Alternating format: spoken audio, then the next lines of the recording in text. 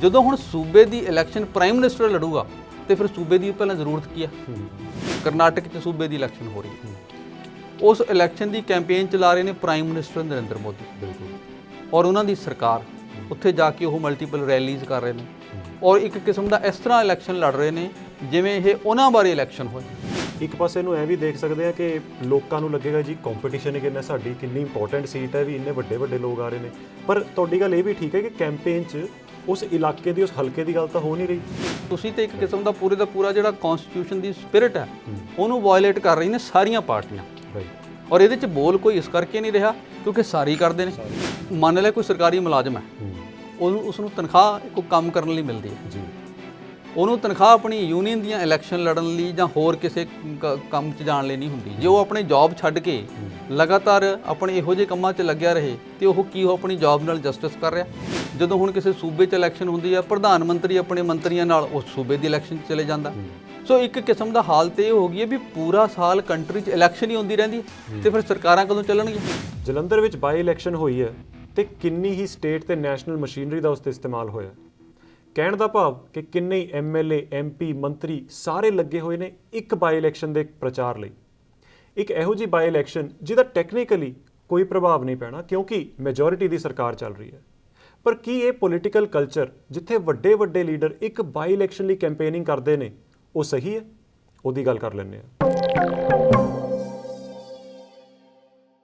ਤੇ ਮੇਰੇ ਨਾਲ ਸ਼ਮੀਲ ਜੀ ਮੌਜੂਦ ਨੇ। ਸ਼ਮੀਲ ਜੀ, ਇਹ ਜਿਹੜਾ ਪੋਲੀਟੀਕਲ ਕਲਚਰ ਬਣਦਾ ਜਾ ਰਿਹਾ ਹੈ ਇਹ ਕਿੱਥੇ ਤੱਕ ਸਹੀ ਹੈ? ਦੇਖੋ, ਪਹਿਲੀ ਗੱਲ ਤਾਂ ਇਹਦੇ 'ਚ ਦੋ ਤਿੰਨ ਚੀਜ਼ਾਂ ਨੇ। ਇੱਕ ਤਾਂ ਇਹਦੇ 'ਚ ਤੁਸੀਂ ਕਿਸੇ ਇੱਕ ਪਾਰਟੀ ਨੂੰ ਨਹੀਂ ਆਪਾਂ ਦੋਸ਼ ਦੇ ਸਕਦੇ, ਨਾ ਆਪਾਂ ਇਕੱਲਾ ਆਮ ਆਦਮੀ ਪਾਰਟੀ ਨੂੰ ਇਹਦੇ ਲਈ ਜ਼ਿੰਮੇਵਾਰ ਠਹਿਰਾ ਸਕਦੇ ਹਾਂ, ਨਾ BJP ਨੂੰ ਠਹਿਰਾ ਸਕਦੇ ਹਾਂ, ਨਾ ਕਾਂਗਰਸ ਨੂੰ। ਇਹ ਚੱਲਿਆ ਆ ਰਿਹਾ ਪਿਛਲੇ ਕਈ ਸਾਲਾਂ 'ਚ, ਇਹ ਇਵੋਲਵ ਹੋ ਗਿਆ ਕਿ ਜਦੋਂ ਵੀ ਬਾਈ ਇਲੈਕਸ਼ਨ ਹੁੰਦੀ ਹੈ ਤਾਂ ਉਹਨੂੰ ਰੂਲਿੰਗ ਪਾਰਟੀ ਆਪਣੇ ਵਕਾਰ ਦਾ ਸਵਾਲ ਬਣਾ ਕੇ ਲੜਦੀ ਹੈ ਤੇ ਫਿਰ ਪੂਰੀ ਦੀ ਪੂਰੀ ਮਸ਼ੀਨਰੀ ਉਹਦੇ 'ਚ ਝੋਕ ਦਿੱਤੀ ਜਾਂਦੀ ਹੈ, ਪੂਰੀ ਦੀ ਪੂਰੀ ਸਰਕਾਰ ਉਸ ਪਾਸੇ ਲੱਗ ਜਾਂਦੀ, ਪੂਰੇ ਸਰਕਾਰ ਦੇ ਰਿਸੋਰਸਿਸ ਉਹਦੇ 'ਚ ਲੱਗ ਜਾਂਦੇ ਨੇ। ਸੋ ਇੱਕ ਬਣ ਗਿਆ ਗੱਲ ਇਕੱਲੀ ਬਾਈ ਇਲੈਕਸ਼ਨ ਦੀ ਨਹੀਂ, ਈਵਨ ਮੈਂ ਇਹਨੂੰ ਵੱਡੇ ਸਕੇਲ 'ਤੇ ਕਹੂੰਗਾ ਜਦੋਂ ਹੁਣ ਪ੍ਰੋਵਿੰਸ਼ੀਅਲ ਇਲੈਕਸ਼ਨ ਹੁੰਦੀ ਹੈ, ਸੂਬੇ ਦੀ ਇਲੈਕਸ਼ਨ ਹੋ ਰਹੀ ਹੈ, ਕਰਨਾਟਕ 'ਚ ਸੂਬੇ ਦੀ ਇਲੈਕਸ਼ਨ ਹੋ ਰਹੀ ਹੈ, ਉਸ ਇਲੈਕਸ਼ਨ ਦੀ ਕੈਂਪੇਨ ਚਲਾ ਰਹੇ ਨੇ ਪ੍ਰਾਈਮ ਮਿਨਿਸਟਰ ਨਰਿੰਦਰ ਮੋਦੀ, ਬਿਲਕੁਲ, ਔਰ ਉਹਨਾਂ ਦੀ ਸਰਕਾਰ ਉੱਥੇ ਜਾ ਕੇ ਉਹ ਮਲਟੀਪਲ ਰੈਲੀਜ਼ ਕਰ ਰਹੇ ਨੇ ਔਰ ਇੱਕ ਕਿਸਮ ਦਾ ਇਸ ਤਰ੍ਹਾਂ ਇਲੈਕਸ਼ਨ ਲੜ ਰਹੇ ਨੇ ਜਿਵੇਂ ਇਹ ਉਹਨਾਂ ਬਾਰੇ ਇਲੈਕਸ਼ਨ ਹੋਏ, ਜਿਵੇਂ ਇਹ ਉਹਨਾਂ ਦੇ ਵਕਾਰ ਦਾ ਸਵਾਲ ਹੋਏ, ਜਿਵੇਂ ਇਹ ਉਹਨਾਂ ਦੀ ਅੱਗੇ ਸਰਕਾਰ ਦੇ ਫਿਊਚਰ ਦਾ ਸਵਾਲ ਹੋਏ। ਸੋ ਇਹ ਜਿਹੜਾ ਇੱਕ ਕਲਚਰ ਬਣ ਗਿਆ, ਮੈਂ ਸਮਝਦਾ ਕਿ ਇਹ ਅਨਡੈਮੋਕ੍ਰੈਟਿਕ ਹੈ।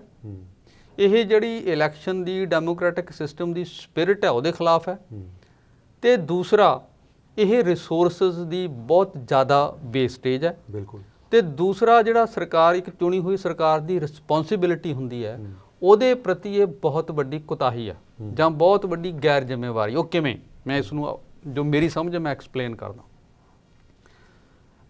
ਆਪਾਂ ਬਾਈ ਇਲੈਕਸ਼ਨ ਦੀ ਛੱਡ ਕੇ ਪਹਿਲਾਂ ਵੱਡੇ ਸਕੇਲ 'ਤੇ ਗੱਲ ਕਰਦੇ ਹਾਂ। ਕਰਨਾਟਕ ਦੀ ਮੰਨਿਆ ਇਲੈਕਸ਼ਨ ਹੋਈ ਹੈ, ਇਹ ਇੱਕ ਸੂਬੇ ਦੀ ਇਲੈਕਸ਼ਨ ਹੈ ਜੀ, ਤੇ ਕੰਟਰੀ ਦੇ ਵਿੱਚ ਇੱਕ ਫੈਡਰਲ ਸਟਰਕਚਰ ਬਣਾਇਆ ਗਿਆ ਔਰ ਉਹਦਾ ਕੋਈ ਮਕਸਦ ਹੈ ਜੀ, ਤੇ ਸੂਬਿਆਂ ਦੀਆਂ ਅਲੱਗ ਜਿਹੜੀ ਉਹਨਾਂ ਦਾ ਸਰਕਾਰ ਹੈ, ਉਹਨਾਂ ਦੇ ਅਲੱਗ ਮੁੱਦੇ ਨੇ, ਉਹਨਾਂ ਦੀ ਇਲੈਕਸ਼ਨ ਅਲੱਗ ਹੁੰਦੀ ਹੈ, ਉਹਦੇ ਪਿੱਛੇ ਇੱਕ ਭਾਵਨਾ, ਇੱਕ ਸਪਿਰਿਟ ਹੈ। ਜਦੋਂ ਹੁਣ ਸੂਬੇ ਦੀ ਇਲੈਕਸ਼ਨ ਪ੍ਰਾਈਮ ਮਿਨਿਸਟਰ ਲੜੂਗਾ ਤੇ ਫਿਰ ਸੂਬੇ ਦੀ ਪਹਿਲਾਂ ਜ਼ਰੂਰਤ ਕੀ ਹੈ। ਤੁਸੀਂ ਇੱਕ ਕਿਸਮ ਦਾ ਜਿਹੜਾ ਫੈਡਰਲ ਸਟਰਕਚਰ ਹੈ ਉਹਦੀ ਵਾਇਲੇਸ਼ਨ ਕਰ ਰਹੇ ਹੋ, ਸਿੱਧੇ ਰੂਪ 'ਚ ਤੁਸੀਂ ਇੱਕ ਫੈਡਰਲ ਸਟਰਕਚਰ ਦੀ ਵਾਇਲੇਸ਼ਨ ਕਰ ਰਹੇ ਹੋ ਕਿਉਂਕਿ ਜਿਹੜੀ ਸੂਬਾਈ ਇਲੈਕਸ਼ਨ ਹੈ ਉਹ ਸੂਬਾਈ ਲੈਵਲ ਦੇ ਉੱਤੇ, ਸੂਬਾਈ ਮੁੱਦਿਆਂ ਦੇ ਉੱਤੇ ਸੂਬਾਈ ਲੀਡਰਸ਼ਿਪ ਨੂੰ ਲੜਨੀ ਚਾਹੀਦੀ ਹੈ। ਉਹਦੇ 'ਚ ਸੈਂਟਰਲ ਲੀਡਰਸ਼ਿਪ ਦਾ ਕੀ ਰੋਲ ਹੈ, ਪਰ ਤੁਸੀਂ ਉਹ ਸਾਰਾ ਦਾ ਸਾਰਾ ਸਿਸਟਮ ਖਰਾਬ ਕਰਤਾ। ਇਸੇ ਤਰ੍ਹਾਂ ਜਦੋਂ ਹੁਣ ਜੇ ਪ੍ਰੋਵਿੰਸ ਦੇ ਲੈਵਲ 'ਤੇ ਆ ਜਾਈਏ, ਆਪਾਂ ਸੂਬੇ ਦੇ ਲੈਵਲ 'ਤੇ ਆ ਜਾਈਏ, ਪੰਜਾਬ ਦੇ ਵਿੱਚ ਇੱਕ ਸੂਬਾਈ, ਚਾਹੇ ਪਾਰਲੀਮੈਂਟ ਦਾ ਹਲਕਾ ਚਾਹੇ ਕੋਈ ਅਸੈਂਬਲੀ ਦਾ ਹਲਕਾ ਹੋਏ, ਉਹਦੀ ਜੇ ਇਲੈਕਸ਼ਨ ਹੋ ਰਹੀ ਹੈ, ਆਫਟਰ ਆਲ ਜੇ ਇਲੈਕਸ਼ਨ ਹੋਈ ਹੈ, ਇਲੈਕਸ਼ਨ ਦੇ ਵਿੱਚ ਕੋਈ ਜਿਹੜੀ ਇਲੈਕਸ਼ਨ ਹੈ ਕੋਈ ਇਹ ਕਿਸੇ ਇੱਕ ਪ੍ਰਧਾਨ ਮੰਤਰੀ ਜਾਂ ਮੁੱਖ ਮੰਤਰੀ ਦੇ ਨਾਂ 'ਤੇ ਤਾਂ ਹੁੰਦੀ ਨਹੀਂ। ਜਦੋਂ ਜਿਹੜਾ ਇਹ ਸਪਿਰਿਟ ਹੈ ਡੈਮੋਕ੍ਰੈਟਿਕ ਸਿਸਟਮ ਦੀ ਕਿ ਲੋਕ ਆਪੋ ਆਪਣੇ ਕੌਂਸਟੀਚੁਐਂਸੀ 'ਚੋਂ, ਹਲਕਿਆਂ 'ਚੋਂ ਆਪਣੇ MP ਜਾਂ MLA ਚੁਣਦੇ ਨੇ ਜੀ, ਤੇ ਇਹ ਸਿਸਟਮ ਬਣਾਉਣ ਦੇ ਪਿੱਛੇ ਕੋਈ ਭਾਵਨਾ ਹੈ, ਇਹਦੇ ਪਿੱਛੇ ਕੋਈ ਅਸੂਲ ਨੇ। ਜਦੋਂ ਹੁਣ ਇੱਕ ਬਾਈ ਇਲੈਕਸ਼ਨ ਹੋ ਰਹੀ ਹੈ ਤਾਂ ਉਹਦੇ 'ਚ ਉਹਨੂੰ ਉਸ ਬਾਈ ਇਲੈਕਸ਼ਨ ਨੂੰ ਮੁੱਖ ਮੰਤਰੀ ਲੜੇ ਜਾਂ ਉਸ ਨੂੰ ਪੂਰੀ ਦੀ ਪੂਰੀ ਸਰਕਾਰ ਲੜੇ ਜਾਂ ਪੂਰੀ ਦੀ ਪੂਰੀ ਉਹਨਾਂ ਦੀ ਨੈਸ਼ਨਲ ਪਾਰਟੀ ਜਿਵੇਂ ਕੇਜਰੀਵਾਲ ਵੀ ਆ ਕੇ ਨੇ, ਤਾਂ ਇਹ ਇੱਕ ਕਿਸਮ ਦਾ ਫਿਰ ਉੱਥੇ MP ਨੂੰ ਖੜਾ ਕਰਨ ਦੀ ਕੀ ਜ਼ਰੂਰਤ ਹੈ। ਮਤਲਬ ਉਹਦਾ ਕੀ ਮਤਲਬ ਹੈ, ਫਿਰ ਲੋਕ ਕਿਸ ਚੀਜ਼ ਨੂੰ ਵੋਟ ਪਾ ਰਿਹਾ। ਜਿਹੜਾ ਡੈਮੋਕ੍ਰੈਟਿਕ ਸਿਧਾਂਤ ਹੈ ਉਹਦੇ ਮੁਤਾਬਕ ਤਾਂ ਲੋਕਾਂ ਨੇ ਆਪਣੇ ਕੈਂਡੀਡੇਟ ਦੀ ਚੋਣ ਕਰਨੀ ਹੁੰਦੀ ਹੈ ਜੀ, ਤੇ ਉਹ ਕੈਂਡੀਡੇਟ ਇਹੋ ਜਿਹਾ ਹੋਣਾ ਚਾਹੀਦਾ ਜਿਹੜੇ ਉਹਨਾਂ ਦੇ ਮੁੱਦੇ ਨੇ ਉਹਨਾਂ ਦੀ ਨੁਮਾਇੰਦਗੀ ਕਰ ਸਕੇ, ਜਿਹੜਾ ਉਹਨਾਂ ਦੀ ਲੋਕਲ ਕਮਿਊਨਿਟੀ 'ਚ ਜਿਹਦਾ ਆਧਾਰ ਹੋਏ। ਤੁਸੀਂ ਉਹਨਾਂ ਸਾਰੇ ਕਾਸੇ ਨੂੰ ਬਾਈਪਾਸ ਕਰਕੇ ਸਾਰੇ ਦੇ ਸਾਰੇ ਸਿਸਟਮ ਨੂੰ ਪ੍ਰੋਵਿੰਸ ਲੈਵਲ ਦੇ ਉੱਤੇ ਸੂਬਾਈ ਲੀਡਰਸ਼ਿਪ ਅਤੇ ਸੈਂਟਰਲ ਲੈਵਲ ਦੇ ਉੱਤੇ ਜਿਹੜੀ ਪ੍ਰਧਾਨ ਮੰਤਰੀ ਜਾਂ ਜਿਹੜੀ ਸੈਂਟਰਲ ਲੀਡਰਸ਼ਿਪ ਉਹਨੇ ਹਾਈਜੈਕ ਕਰ ਲਿਆ। ਸੋ ਇੱਕ ਕਿਸਮ ਦਾ ਇਹ ਅਨਡੈਮੋਕ੍ਰੈਟਿਕ ਕਲਚਰ ਹੈ। ਇਹ ਠੀਕ ਹੈ ਕਿ ਇਹਦੇ ਲਈ ਕੋਈ ਇੱਕ ਪਾਰਟੀ ਜ਼ਿੰਮੇਵਾਰ ਨਹੀਂ ਹੈ, ਇਹਦੇ 'ਚ ਕਿਸੇ ਇੱਕ ਪਾਰਟੀ ਨੂੰ ਆਪਾਂ ਜ਼ਿੰਮੇਵਾਰ ਨਹੀਂ ਠਹਿਰਾ ਸਕਦੇ, ਪਰ ਇਹਨੇ ਪੂਰੇ ਦੇ ਪੂਰੇ ਸਿਸਟਮ ਨੂੰ ਖਰਾਬ ਕਰਤਾ। ਵੈਸੇ ਤਾਂ ਕਈ ਸਾਲਾਂ ਤੋਂ ਬਣਦਾ ਪਿਆ ਸਿਸਟਮ ਹੈ, ਕੁਝ ਨਵਾਂ ਨਹੀਂ ਹੈ, ਪਰ ਇਹ ਜਿਹੜਾ ਕਲਚਰ ਹੁਣ ਬਣ ਗਿਆ ਹੈ, ਇੱਕ ਪਾਸੇ ਨੂੰ ਇਹ ਵੀ ਦੇਖ ਸਕਦੇ ਆ ਕਿ ਲੋਕਾਂ ਨੂੰ ਲੱਗੇਗਾ ਜੀ ਕੰਪੀਟੀਸ਼ਨ ਕਿੰਨਾ, ਸਾਡੀ ਕਿੰਨੀ ਇੰਪੋਰਟੈਂਟ ਸੀਟ ਹੈ, ਵੀ ਇੰਨੇ ਵੱਡੇ ਵੱਡੇ ਲੋਕ ਆ ਰਹੇ ਨੇ। ਪਰ ਤੁਹਾਡੀ ਗੱਲ ਇਹ ਵੀ ਠੀਕ ਹੈ ਕਿ ਕੈਂਪੇਨ 'ਚ ਉਸ ਇਲਾਕੇ ਦੀ, ਉਸ ਹਲਕੇ ਦੀ ਗੱਲ ਤਾਂ ਹੋ ਨਹੀਂ ਰਹੀ। ਜੇ ਜਲੰਧਰ ਦੀ ਗੱਲ ਹੈ ਤਾਂ ਪੂਰੇ ਪੰਜਾਬ ਦੀ, ਤੇ ਉਧਰੋਂ ਕੇਜਰੀਵਾਲ ਵਰਗੇ ਕਹਿੰਦੇ ਦਿੱਲੀ 'ਚ ਅਸੀਂ ਇਹ ਕੁਝ ਕੀਤਾ। ਫਿਰ ਜਦੋਂ ਪ੍ਰਧਾਨ ਮੰਤਰੀ ਜਾਂਦੇ ਨੇ ਕਰਨਾਟਕਾ, ਉਹ ਵੀ ਇਹ ਕਹਿੰਦੇ ਅਸੀਂ ਇੰਡੀਆ 'ਚ ਇਹ ਕੁਝ ਬਦਲਤਾ। ਸੋ ਜਿਹੜੇ ਉੱਥੇ ਦੇ ਮੁੱਦੇ ਨੇ ਉਹ ਤਾਂ ਇਹਦੇ 'ਚ ਰਹਿ ਹੀ ਗਏ ਨਾ ਕਿਤੇ। ਦੇਖੋ ਮੁੱਦੇ ਖਤਮ ਹੋ ਗਏ, ਜਿਹੜਾ ਇੱਕ ਕਲਚਰ ਹੁੰਦਾ ਫਿਰ ਆਫਟਰ ਆਲ ਅਸੀਂ ਵੰਡ ਕਿਸ ਚੀਜ਼ ਦੀ ਕੀਤੀ ਹੈ? ਮੇਰਾ ਸਵਾਲ ਇਹ ਹੈ, ਇੱਕ ਸੈਂਟਰਲ ਸਰਕਾਰ ਹੈ ਜੀ, ਇੱਕ ਸੂਬਾਈ ਸਰਕਾਰ ਹੈ, ਫਿਰ ਅੱਗੇ ਹੋਰ ਲੋਕਲ ਬਾਡੀਜ਼ ਤੱਕ ਬਣਾਈਆਂ ਨੇ, ਉਹਦਾ ਕੋਈ ਮਕਸਦ ਹੈ ਨਾ ਜੋ ਬਣਾਇਆ ਗਿਆ। ਜੇ ਤੁਸੀਂ ਉਹ ਸਾਰਾ ਹੀ ਬਾਈਪਾਸ ਕਰਤਾ, ਉਹਦਾ ਫਿਰ ਕੀ ਮਤਲਬ? ਤੁਸੀਂ ਤੇ ਇੱਕ ਕਿਸਮ ਦਾ ਪੂਰੇ ਦਾ ਪੂਰਾ ਜਿਹੜਾ ਕਨਸਟੀਟਿਊਸ਼ਨ ਦੀ ਸਪਿਰਿਟ ਹੈ ਉਹਨੂੰ ਵਾਇਲੇਟ ਕਰ ਰਹੀ ਨੇ ਸਾਰੀਆਂ ਪਾਰਟੀਆਂ। ਰਾਈਟ। ਔਰ ਇਹਦੇ 'ਚ ਬੋਲ ਕੋਈ ਇਸ ਕਰਕੇ ਨਹੀਂ ਰਿਹਾ ਕਿਉਂਕਿ ਸਾਰੇ ਕਰਦੇ ਨੇ। ਸਾਰੇ ਕਰਦੇ ਨੇ। ਜਦੋਂ ਵੀ ਕੋਈ ਰੂਲਿੰਗ ਪਾਰਟੀ ਹੁੰਦੀ ਹੈ, ਉਹ ਰੂਲਿੰਗ ਪਾਰਟੀ ਆਪਣੇ ਤੌਰ ਤੇ ਕਰਦੀ ਹੈ ਤੇ ਆਪੋਜੀਸ਼ਨ ਪਾਰਟੀਆਂ ਆਪਣੇ ਤੌਰ ਤੇ ਕਰਦੀਆਂ ਨੇ। ਸੋ ਹੁਣ ਇਹਦੇ 'ਚ ਪ੍ਰੋਬਲਮ ਕੀ ਹੈ? ਕਈ ਲੋਕ ਇਹ ਵੀ ਸਵਾਲ ਕਰਦੇ ਨੇ ਇਹ 'ਚ ਪ੍ਰੋਬਲਮ ਕੀ ਹੈ?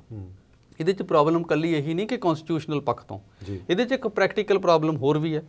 ਜਦੋਂ ਹੁਣ ਇਲੈਕਸ਼ਨ ਹੁੰਦੀ ਆ, ਮੰਨ ਲਿਆ ਇਹ ਨੈਸ਼ਨਲ ਲੈਵਲ ਤੇ ਵੀ ਅਸੀਂ ਦੇਖ ਰਹੇ ਹਾਂ, ਸੂਬੇ ਦੇ ਲੈਵਲ ਤੇ ਵੀ ਦੇਖ ਰਹੇ ਹਾਂ। ਹੁਣ ਮੰਨਿਆ ਜਲੰਧਰ ਦੀ ਐਗਜ਼ਾਮਪਲ ਲੈ ਲਈਏ, ਪੰਜਾਬ ਦੀ ਪੂਰੀ ਸਰਕਾਰ ਉੱਥੇ ਜਾ ਕੇ ਬੈਠੀ ਹੈ, ਸਾਰੇ ਐਮਐਲਏ ਉੱਥੇ ਜਾ ਕੇ ਬੈਠੇ ਨੇ, ਮਿਨਿਸਟਰ ਉੱਥੇ ਜਾ ਕੇ ਬੈਠੇ ਨੇ, ਸਾਰੇ ਦੇ ਸਾਰੇ ਸਰਕਾਰ ਦੇ ਕੰਮ ਰੁਕੇ ਹੋਏ ਨੇ ਜੀ। ਮਤਲਬ ਤੁਸੀਂ ਦੇਖੋ ਨਾ ਕਿ ਮੰਨ ਲਿਆ ਕੋਈ ਸਰਕਾਰੀ ਮੁਲਾਜ਼ਮ ਹੈ, ਉਸਨੂੰ ਤਨਖਾਹ ਕੋਈ ਕੰਮ ਕਰਨ ਲਈ ਮਿਲਦੀ ਹੈ ਜੀ, ਉਹਨੂੰ ਤਨਖਾਹ ਆਪਣੀ ਯੂਨੀਅਨ ਦੀਆਂ ਇਲੈਕਸ਼ਨ ਲੜਨ ਲਈ ਜਾਂ ਹੋਰ ਕਿਸੇ ਕੰਮ 'ਚ ਜਾਣ ਲਈ ਨਹੀਂ ਹੁੰਦੀ। ਜੇ ਉਹ ਆਪਣੀ ਜੌਬ ਛੱਡ ਕੇ ਲਗਾਤਾਰ ਆਪਣੇ ਇਹੋ ਜਿਹੇ ਕੰਮਾਂ 'ਚ ਲੱਗਿਆ ਰਹੇ ਤੇ ਉਹ ਕੀ ਉਹ ਆਪਣੀ ਜੌਬ ਨਾਲ ਜਸਟਿਸ ਕਰ ਰਿਹਾ? ਬਿਲਕੁਲ। ਜਿਹੜਾ ਮਿਨਿਸਟਰ ਹੈ, ਮਿਨਿਸਟਰ ਆਪਣੇ ਆਫਿਸ 'ਚ ਬਹਿਣ ਦੀ ਬਜਾਏ ਕੈਂਪੇਨ 'ਚ ਤੁਰਿਆ ਹੋਇਆ। ਪਿਛਲੀ ਵਾਰ ਅਸੀਂ ਜਦੋਂ ਗੁਜਰਾਤ 'ਚ ਇਲੈਕਸ਼ਨ ਹੋਈ, ਪੂਰੀ ਪੰਜਾਬ ਸਰਕਾਰ ਗੁਜਰਾਤ ਨੂੰ ਤੁਰੀ ਹੋਈ ਸੀ। ਇਸੇ ਤਰ੍ਹਾਂ ਜਦੋਂ ਹੁਣ ਕਿਸੇ ਸੂਬੇ 'ਚ ਇਲੈਕਸ਼ਨ ਹੁੰਦੀ ਹੈ, ਪ੍ਰਧਾਨ ਮੰਤਰੀ ਆਪਣੇ ਮੰਤਰੀਆਂ ਨਾਲ ਉਸ ਸੂਬੇ ਦੀ ਇਲੈਕਸ਼ਨ 'ਚ ਚਲੇ ਜਾਂਦਾ। ਸੋ ਇੱਕ ਕਿਸਮ ਦਾ ਹਾਲਤ ਇਹ ਹੋ ਗਈ ਹੈ ਵੀ ਪੂਰਾ ਸਾਲ ਕੰਟਰੀ 'ਚ ਇਲੈਕਸ਼ਨ ਹੀ ਹੁੰਦੀ ਰਹਿੰਦੀ ਹੈ ਤੇ ਫਿਰ ਸਰਕਾਰਾਂ ਕਦੋਂ ਚੱਲਣਗੀਆਂ? ਬਿਲਕੁਲ। ਫਿਰ ਇਹਦੇ ਲਈ ਤਾਂ ਜੀ ਇੱਕ ਸੋਲੂਸ਼ਨ ਦਿੱਤਾ ਸੀ ਪ੍ਰਧਾਨ ਮੰਤਰੀ ਨੇ ਕਿ ਇਲੈਕਸ਼ਨਾਂ ਇਕੱਠੀਆਂ ਹੀ ਕਰ ਲਓ, ਸਟੇਟ ਦੀਆਂ ਵੀ ਤੇ ਨੈਸ਼ਨਲ। ਦੇਖੋ ਉਹਦੇ ਨਾਲ ਵੀ ਹੁਣ ਪ੍ਰੋਬਲਮ ਸੀ, ਉਹਦੇ ਨਾਲ ਪ੍ਰੋਬਲਮ ਇਹੀ ਸੀ, ਉਹਦੇ ਨਾਲ ਪ੍ਰੋਬਲਮ ਕੁਝ ਪਾਰਟੀਆਂ ਦੀ ਇਹ ਸੀ ਕਿ ਇਹ ਜਿਹੜਾ ਫੈਡਰਲ ਸਟਰਕਚਰ ਹੈ ਉਹਦੀ ਸਪਿਰਿਟ ਦੇ ਉਲਟ ਹੈ ਜੀ। ਤੁਸੀਂ ਜਿਹੜੀਆਂ ਲੋਕਲ ਜਦੋਂ ਇਲੈਕਸ਼ਨ ਹੋਣਗੀਆਂ ਸੂਬਿਆਂ ਦੀਆਂ, ਉਹਦੇ 'ਚ ਜਿਹੜਾ ਸੈਂਟਰਲ ਇਲੈਕਸ਼ਨ ਦੇ ਸੈਂਟਰਲ ਮੁੱਦੇ ਨੇ ਉਹ ਉਹਨੂੰ ਓਵਰਸ਼ੈਡੋ ਕਰ ਜਾਣਗੇ ਜੀ।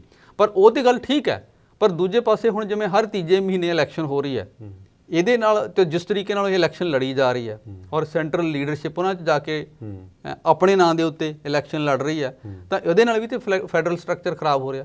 ਬਿਲਕੁਲ।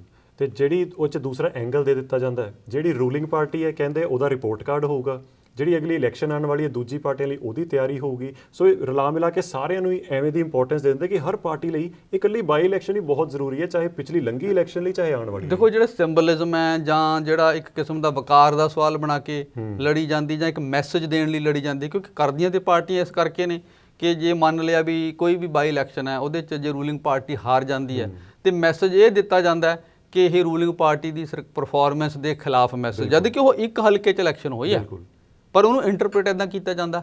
ਇਸੇ ਚੀਜ਼ ਨਾਲ ਡੀਲ ਕਰਨ ਲਈ ਫਿਰ ਪਾਰਟੀਆਂ ਇਦਾਂ ਜ਼ੋਰ ਲਾਉਂਦੀਆਂ ਨੇ। ਪਰ ਇਹਦਾ ਦੇਖੋ ਇੱਕ ਮੈਨੂੰ ਲੱਗਦਾ ਵੀ ਜਿਹੜਾ ਇਲਾਜ ਇਹ ਹੋ ਸਕਦਾ, ਵੈਸਟਰਨ ਮੁਲਕਾਂ 'ਚ ਵੀ ਤੇ ਇਲੈਕਸ਼ਨ ਹੋ ਰਹੀ ਹੈ, ਜਿਹੜਾ ਡੈਮੋਕ੍ਰੈਟਿਕ ਸਿਸਟਮ ਚੱਲ ਹੀ ਰਿਹਾ। ਜਦੋਂ ਹੁਣ ਸਰਕਾਰ ਬਣ ਗਈ, ਚਾਹੇ ਸੂਬੇ ਦੇ ਪੱਧਰ ਤੇ ਹੈ ਚਾਹੇ ਫੈਡਰਲ ਲੈਵਲ ਤੇ ਹੈ, ਤਾਂ ਜਿਹੜੇ ਬੰਦੇ ਸਰਕਾਰ 'ਚ ਆ ਗਏ ਜੀ, ਮੰਤਰੀ ਬਣ ਗਏ ਜਾਂ ਮੁੱਖ ਮੰਤਰੀ ਜਾਂ ਪ੍ਰਾਈਮ ਮਿਨਿਸਟਰ ਹੈ, ਉਹਨਾਂ ਨੂੰ ਪਾਰਟੀਆਂ ਨਾਲੋਂ ਥੋੜਾ ਜਿਹਾ ਡਿਸਟੈਂਸ ਕ੍ਰੀਏਟ ਕਰਨਾ ਪਊਗਾ। ਇਲੈਕਸ਼ਨ ਲੜਨ ਦਾ ਕੰਮ ਪਾਰਟੀਆਂ ਤੇ ਛੱਡੋ, ਜਦੋਂ ਬੰਦਾ ਕੋਈ ਐਮਐਲਏ ਬਣ ਗਿਆ, ਐਮਪੀ ਬਣ ਗਿਆ, ਮਿਨਿਸਟਰ ਬਣ ਗਿਆ, ਮੁੱਖ ਮੰਤਰੀ ਬਣ ਗਿਆ, ਪ੍ਰਧਾਨ ਮੰਤਰੀ ਬਣ ਗਿਆ, ਤਾਂ ਉਹਨੂੰ ਕਿਸੇ ਇੱਕ ਪਾਰਟੀ ਦੇ ਨੁਮਾਇੰਦਾ ਨਾ ਮੰਨਿਆ ਜਾਏ। ਉਹ ਸਾਰਿਆਂ ਦਾ ਸਰਬ ਸਾਂਝਾ, ਕਿਉਂਕਿ ਪਬਲਿਕ ਲੀਡਰ ਬਣ ਗਿਆ, ਉਹ ਹੁਣ ਆਫਿਸ ਬੀਅਰਰ ਹੈ, ਹੁਣ ਆਫਿਸ 'ਚ ਬੈਠਾ ਹੋ ਤੇ ਉਹ ਆਪਣੇ ਆਪ ਨੂੰ ਪੂਰੇ ਸੂਬੇ ਦੇ ਜਾਂ ਮੁਲਕ ਦਾ ਜਾਂ ਆਪਣੇ ਹਲਕੇ ਦੇ ਸਾਰੇ ਲੋਕਾਂ ਦਾ ਨੁਮਾਇੰਦਾ ਸਮਝੇ। ਬਿਲਕੁਲ। ਤੇ ਜਿਹੜੀ ਕੈਂਪੇਨ ਹੈ, ਇਲੈਕਸ਼ਨ ਕੈਂਪੇਨ ਹੈ, ਇਹ ਲੜਨ ਦਾ ਕੰਮ ਪਾਰਟੀਆਂ ਨੂੰ, ਪਾਰਟੀ ਮਸ਼ੀਨਰੀ ਤੇ ਛੱਡਿਆ ਜਾਏ। ਫਿਰ ਪ੍ਰੋਬਲਮ ਇਹ ਹੈ ਕਿ ਜਿਹੜੇ ਹੁਣ ਕਬਜ਼ੇ 'ਚ ਨੇ ਉਹ ਪਾਰਟੀ ਦੀ ਮਸ਼ੀਨਰੀ ਵੀ ਨਹੀਂ ਛੱਡਣਾ ਚਾਹੁੰਦੇ ਤੇ ਸਰਕਾਰ 'ਚ ਵੀ ਰਹਿਣਾ ਚਾਹੁੰਦੇ ਆ, ਤੇ ਇਹਦੇ ਕਰਕੇ ਸਾਰੀਆਂ ਗੜਬੜਾਂ ਹੋਈਆਂ ਨੇ। ਸੋ ਜਦ ਤੱਕ ਇਹ ਚੀਜ਼ਾਂ ਨਹੀਂ ਕੀਤੀ, ਅਦਰਵਾਈਜ਼ ਤੇ ਸਾਰਾ ਸਿਸਟਮ ਫੇਲ ਹੋ ਜਾਏਗਾ। ਇਹ ਤਾਂ ਪ੍ਰੋਬਲਮ ਹੁਣ ਕੀ ਹੈ, ਜੇ ਗੱਲ ਆਪਾਂ ਖਤਮ ਕਰਨੀ ਹੋਵੇ, ਪ੍ਰੋਬਲਮ ਇਹ ਹੋ ਗਈ ਕਿ ਸਰਕਾਰਾਂ ਫੰਕਸ਼ਨਲੈਸ ਸਰਕਾਰਾਂ ਹੋ ਗਈਆਂ। ਮਤਲਬ ਜਦੋਂ ਤੁਸੀਂ ਸਾਰਾ ਸਾਲ ਇਲੈਕਸ਼ਨ ਮੋਡ 'ਚ ਹੀ ਰਹਿੰਦੇ ਹੋ ਤਾਂ ਤੁਸੀਂ ਕੰਮ ਹੀ ਨਹੀਂ ਕੁਝ ਕਰ ਸਕਦੇ। ਇੱਕ ਇਲੈਕਸ਼ਨ ਖਤਮ ਹੋਈ, ਫਿਰ ਕੋਈ ਦੂਜੀ ਆ ਗਈ, ਫਿਰ ਤੀਜੀ ਆ ਗਈ, ਸਾਰਾ 5 ਸਾਲ ਦੀ ਇਹ ਜਿਹੜੀ ਟਰਮ ਹੈ ਤੁਹਾਡੀ, ਇਲੈਕਸ਼ਨ ਹੀ ਲੜਦੇ ਰਹਿੰਦੇ ਹੋ। ਬਿਲਕੁਲ।